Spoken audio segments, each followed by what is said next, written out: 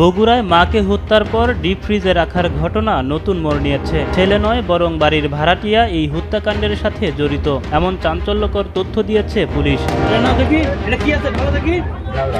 গত 10 নভেম্বর বগুড়ার দুপচাচিয়ার জয়পুরপাড়া এলাকায় নিজ বাসার ডিপ ফ্রিজ থেকে উম্মে সালমা খাতুনের মরদেহ উদ্ধার করে পুলিশ। হত্যাকাণ্ডের দুদিন পর ঘটনার সাথে ছেলে সাদ বিন আজিজুর জড়িত বলে দাবি করে র্যাব। প্রথম আইডেন্টিফাই করে বাসায় ঢুকে যে তার মাকে পাওয়া যাচ্ছে না। পরে তাকে আদালতের মাধ্যমে কারাগারে প্রেরণের পাশাপাশি রিমান্ডে নেয় পুলিশ।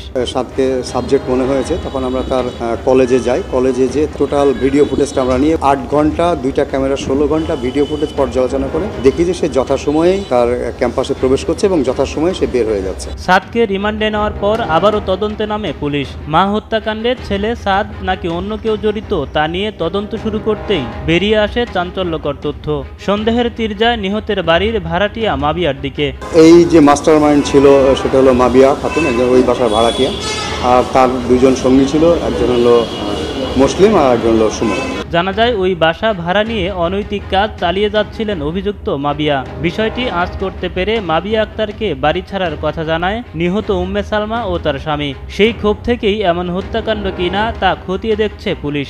ভিকটিমের 2টা মোবাইল উদ্ধার হয়েছে, আর ওই বাসায় যে রাউটার পাওয়া গেছিল রাউটার উদ্ধার হয়েছে। ওই বাসায় তারা তালা দিয়ে পালিয়ে গেছিল, চাবিটা নিয়ে গেছে, সেই চাবিটা মাবিয়ার বাসা থেকে উদ্ধার হয়েছে। পাশাপাশি যেই ভ্যানে করে তারা এই ঘটনাটা ঘটিয়ে চলে গেছে সেই ভ্যানটাও সুমনের বাসা থেকে উদ্ধার হয়েছে। সে তো ওই বাসায় ভাড়া থাকে, 4th তলায় ভাড়া থাকে, সে মাঝে মধ্যে যায় আসে, সে জানতো যে চাবিটা কোথায় রাখা থাকে। এই ঘটনায় ভাড়াটিয়া মাবিয়া আক্তার ও তার 2 সহযোগী সুমন চন্দ্র এবং মুসলিমকে আটক করেছে পুলিশ। পরে আদালতে স্বীকারোক্তিমূলক জবানবন্দিও দিয়েছে মুসলিম। এই ঘটনায় বাকি 2 জনকে 2 দিনের রিমান্ড দিয়েছেন আদালত। মুসলিম হলো 164 দিয়েছে, আর বাকি 2 জন মাবিয়া আর সুমন হচ্ছে যে রিমান্ডে।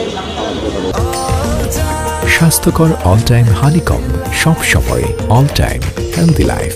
এদিকে ঘটনার আসল রহস্য উদ্ঘাটন করে দোষী ব্যক্তিদের বিরুদ্ধে প্রয়োজনীয় আইনগত ব্যবস্থা নেওয়ার দাবি জানিয়েছেন নিহতের স্বজনরা। দুপুরবেলা যখন এই নিউজটা ছড়ালো আমরা সবাই শক, কারণ আমাদের কখনো এটা কল্পনাও করা কঠিন যে আমার নিজের ভাই, আমার মায়ের সবচেয়ে প্রিয়, সে এমন কাজ করতে পারে।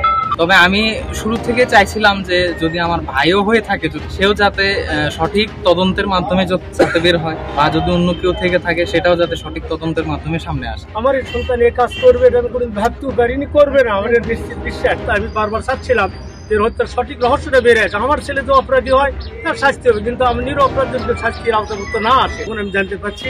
এতে আমি অত্যন্ত সন্তুষ্ট। আমি স্থানীয় প্রশাসন কেমন ধন্যবাদ জানাই সঠিক তথ্য বের করার জন্য।